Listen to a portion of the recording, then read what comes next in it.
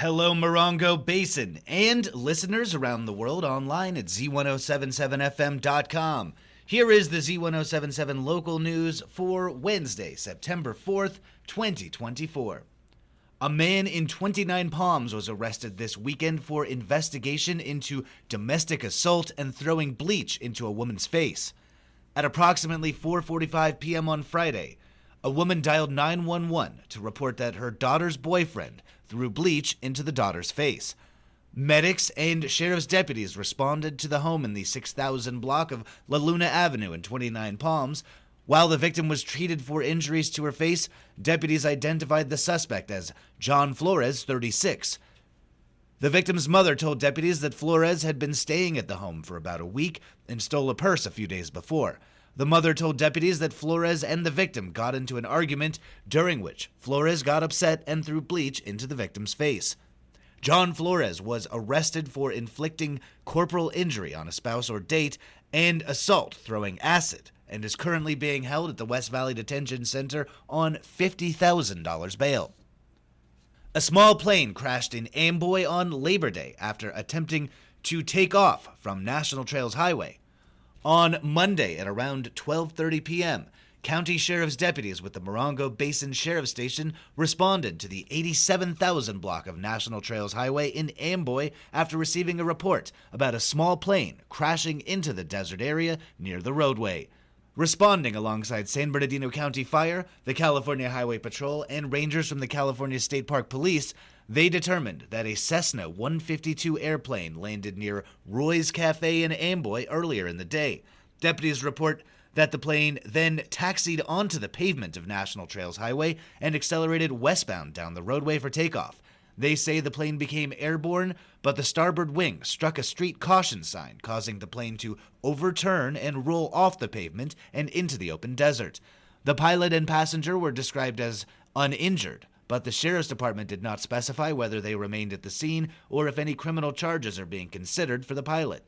Z107.7 will update this story as we learn more.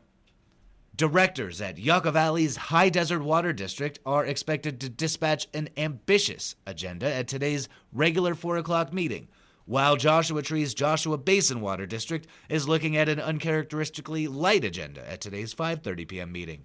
Here's reporter Mike Lipsitz with your Wednesday Water Roundup.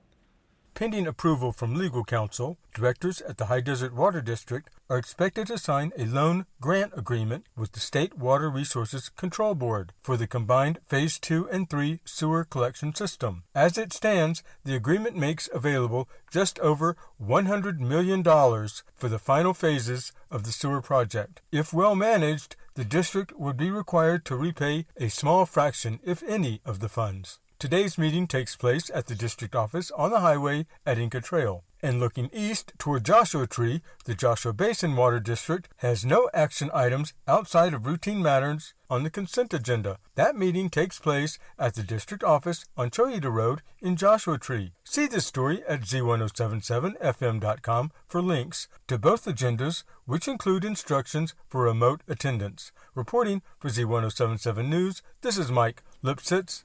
The developers behind the planned Lovemore Ranch 64-home development in Joshua Tree are holding an Instagram Live session as a follow-up to the community meeting they held last week.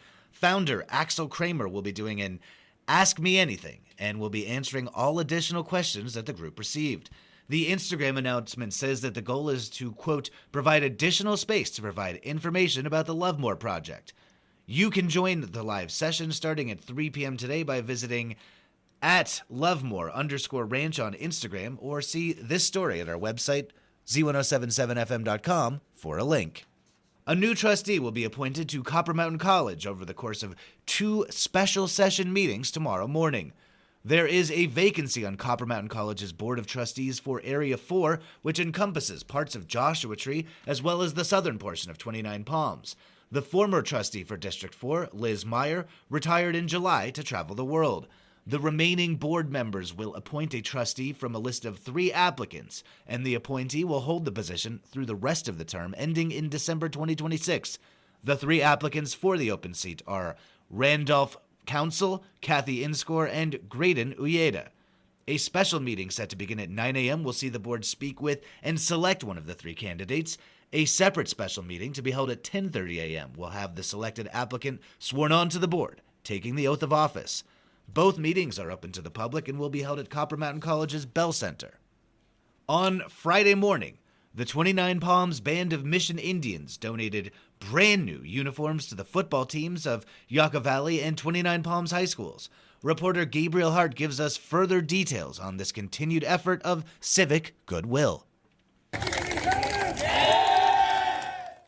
A donation of 120 Under Armour brand uniforms and 142 Rydell Speedflex brand helmets were distributed to the Yucca Valley Trojans and the 29 Palms Wildcats. The high-quality helmets provide safety, flexibility, and durability and are expected to last the high school's 3 to 5 years. Donating equipment to the valley-wide schools is an annual charitable program from the 29 Palms Band of Mission Indians in support of their continued commitment to the future of our valley youth. 29 Palms Band of Mission Indians Chairman Daryl Mike said, Well, we started at the Lower Valley, and then we came up here, started doing the High Desert, but I've always been a firm believer in you give the kids the proper tools to succeed and achieve their goals and their dreams, it can happen. Teamwork makes the dream work, right? There you go. Other representatives from the 29 Palms Band of Mission Indians, along with members of the respective teams, cheerleading squads, and MUSD administrative staff were present to commemorate this significant contribution. Reporting for Z107.7, this is Gabriel Hart.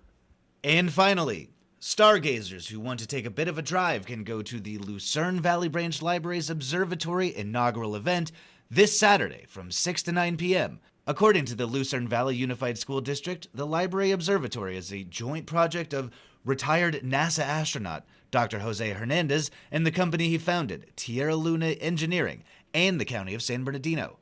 Tierra Luna Engineering specializes in creating educational products in science and technology to increase student interest in STEM programs. The newly installed observatory equipment includes a motorized scope dome, marking the first observatory with this feature in the United States. You can ask a librarian exactly what that means at the observatory's inaugural event taking place at the Lucerne Valley Library at 33103 Old Woman Springs Road in Lucerne Valley this Saturday from 6 p.m. to 9 p.m. That's our local news. Hear local news 7 times a day, 7 days a week at 7, 8, 9, noon, 4, 5, and 6. If you hear about news happening, let us know. Email us at tips@z1077fm.com. Reporting for the Morongo Basin News Leader, the award-winning Z107.7 Local News, I'm Jeff Harmatz.